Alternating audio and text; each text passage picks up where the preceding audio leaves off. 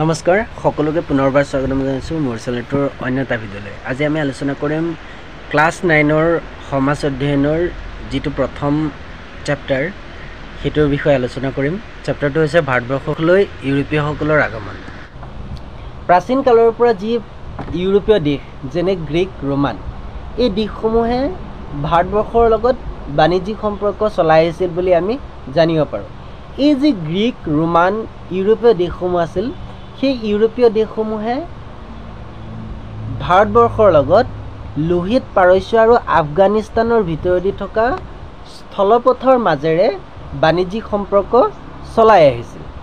কিন্তু এই যি বাণিজ্যিক সম্পৰ্ক লোহিত পাৰস্য আৰু আফগানিস্তানৰ ভিতৰেদি থকা স্থলপথৰ মাজেদি ইউৰোপীয় দেশসমূহে চলাই আহিছিল, এই সম্পৰ্ক খ্ৰীষ্টীয় 6ষ্ঠ শতিকাৰ শেষৰলৈকেহে চলি আছে।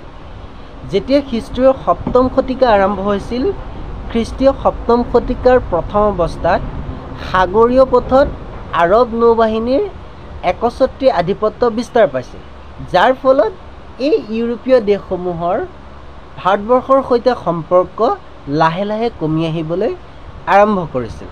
খ্ৰীষ্টীয় 10ম শতিকাত এখন ধৰ্মযুদ্ধ হৈছিল আৰু সেই ধৰ্মযুদ্ধক কেন্দ্ৰ কৰি কনষ্টাণ্টিনোপল তুৰ্কী বাহিনীৰ হাতত সেই লোহিত পাৰস্য আৰু আফগানিস্তানৰ অংশসমূহ হস্তগত হৈছিল আৰু তেখেতসকলৰ আধিপত্য বিস্তাৰ হোৱাৰ ফলত ইউৰোপীয় দেশ গ্ৰীক, ৰোমান দেশসমূহৰ যি ভাৰতবৰ্ষৰ লগত সম্পৰ্ক আছিল সেই সম্পৰ্ক সম্পূৰ্ণৰূপে বিচ্ছিন্ন হৈছিল আৰু ইয়াৰ ফলত ইউৰোপীয়সকলে নতুন পথৰ সন্ধান কৰিবলৈ আৰম্ভ কৰিছিল আৰু সেই নতুন পথ সন্ধান কৰিছিল সাগৰীয় পথ।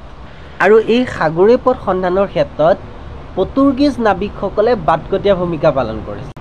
পৰ্তুগীজ নাবিকসকলে দুঃসাহসিকতাৰে নৌপথৰ জৰিয়তে সমুদ্ৰৰ যোগেদি ভাৰতবৰ্ষলৈ পথৰ আৱিষ্কাৰ কৰিছিল। তাৰ ভিতৰত এজন পৰ্তুগীজ নাবিক আছিল যিজন বাৰ্থলোমিউ ডিয়াজে।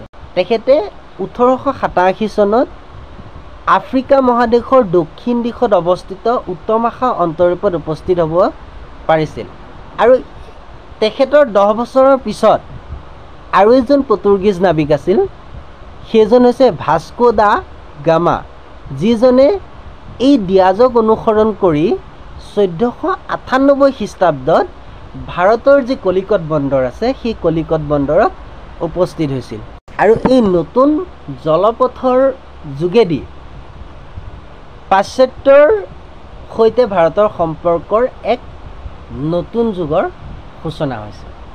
আৰু ছাইডত লিখা আছে, তোমালোকে চাব পাৰা, বাৰ্থলোমিউ ডিয়াজৰ জন্ম হৈছিল 1450 খ্ৰীষ্টাব্দত আলগাৰ্ভে, পৰ্তুগালত আৰু তেখেতৰ মৃত্যু হৈছিল 29 মে 1500 খ্ৰীষ্টাব্দত কেপ অফ গুড হ'ল, দক্ষিণ আফ্ৰিকা। এফালে চাব পৰা ভাস্কো দা গামাৰ জন্ম হৈছিল চাইনজ, পৰ্তুগালত আৰু তেওঁৰ মৃত্যু হৈছিল 24 ডিচেম্বৰ 1524 খ্ৰীষ্টাব্দত কোচিত।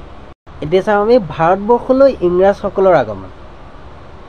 যেনেকৈ পৰ্তুগীজসকলে নৌপথৰ জৰিয়তে ভাৰতবৰ্ষৰ লগত বাণিজ্যিক সম্পৰ্ক স্থাপন কৰিছিল, ইংৰাজীও এই সাগৰীয় পথৰ ওপৰত মনোনিৱেশ কৰিছিল।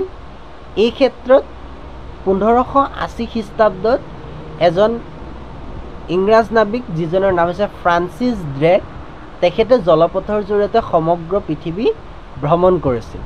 আকৌ 1582 খ্ৰীষ্টাব্দত আৰু এজন ইংৰাজ নাবিক, তেখেতৰ নামটো হৈছে এইটো ৰাল্ফ ফিটছ, তেখেতে জলপথৰ জৰিয়তে ভাৰত আৰু ব্ৰহ্মদেশ ভ্ৰমণ কৰি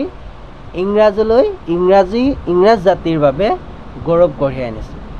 তাৰপিছত পৰ্তুগীজ সদাগৰসকলৰ দৰে ইংৰাজ সদাগৰসকলেও ভাৰতবৰ্ষৰ লগত বেহা বেপাৰ কৰিবলৈ মনোযোগ দিছিল। এই ক্ষেত্ৰত তেখেতসকলৰ ভিতৰত এজন নাবিক আছিল, ইংৰাজ নাবিক, তেখেতৰ নাম হৈছে জন মিলডেন হল আৰু তেখেতে 1599 খ্ৰীষ্টাব্দত ইংলেণ্ডৰ ৰাণী, তেতিয়াৰ ইংলেণ্ডৰ ৰাণী এলিজাবেথৰ পৰা এখন অনুমতি পত্ৰ লৈ ভাৰতৰ ভূমিত প্ৰৱেশ কৰিছিল। কিহৰ কাৰণে প্ৰৱেশ কৰিছিল? প্ৰথম উদ্দেশ্য বেহা বেপাৰ কৰা। এই বেহা বেপাৰ কৰাৰ উদ্দেশ্যে ইংৰাজসকলে এটা কোম্পানীৰ স্থাপন কৰিছিল, যিটো আমি শুনিবলৈ পাওঁ। কোম্পানীটোৰ নাম হৈছে ইংলিছ ইষ্ট ইণ্ডিয়া কোম্পানী। এইটো কোম্পানী স্থাপন হৈছিল 1600 খ্ৰীষ্টাব্দত আৰু লণ্ডনত। ইংলেণ্ডৰ ৰাণী এলিজাবেথে এই কোম্পানীটোক ক'ৰ পৰা ক'লৈকে অধিকাৰ দিছিল?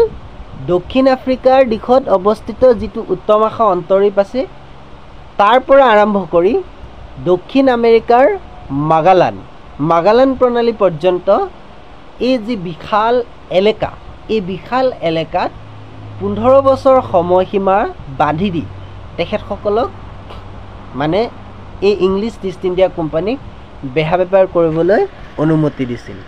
আৰু এই কোম্পানীটোৱে পিছলৈ সাগৰীয় পথৰ যোগেদি ভাৰতবৰ্ষত সোমোৱাৰ আগতে তেখেতসকলে কি কৰিছিল? তেখেতসকল মানে ইংলিছ ইষ্ট ইণ্ডিয়া কোম্পানীয়ে কি কৰিছিল? সুমাত্ৰাৰ জাভা আৰু মালাক্কা নামৰ ঠাই তিনিডোখৰৰ লগত কিহৰ মছলা ব্যৱসায় কৰিছিল। আৰু 1608 খ্ৰীষ্টাব্দত ইংলেণ্ডৰ ৰজা প্ৰথম জেমছে ভাৰতৰ সৈতে বেহা বেপাৰ কৰাৰ উদ্দেশ্যে কেপ্টেইন উইলিয়ামছ হকিন্স নামৰ এজন ব্ৰিটিছ সদাগৰৰ যোগেদি তেতিয়াৰ মোগল সম্ৰাট আছিল সম্ৰাট জাহাংগীৰ, তেখেতলৈ এখন আবেদন পত্ৰ প্ৰেৰণ কৰিছিল। এই পত্ৰলৈ হকিন্সে তাপ্তি নদীৰ মোহনাৰে ভাৰতৰ চুৰাটত উপস্থিত হৈছিল। এই কেপ্টেইন উইলিয়াম হকিন্স 1609 খ্ৰীষ্টাব্দৰ এপ্ৰিল মাহত আগ্ৰাত উপস্থিত হৈছিল আৰু আগ্ৰাত উপস্থিত হৈ মোগল ৰাজদৰবাৰত তেতিয়াৰ সম্ৰাট জাহাংগীৰত সাক্ষাৎ কৰিছিল। সাক্ষাৎ কৰি ৰজাই যি পত্ৰ দি পঠাইছিল সেই পত্ৰ ৰজাক দিছিল। আৰু এই উইলিয়াম হকিন্সে ইংৰাজৰ প্ৰথমবাৰৰ বাবে আগ্ৰাত পদাৰ্পণ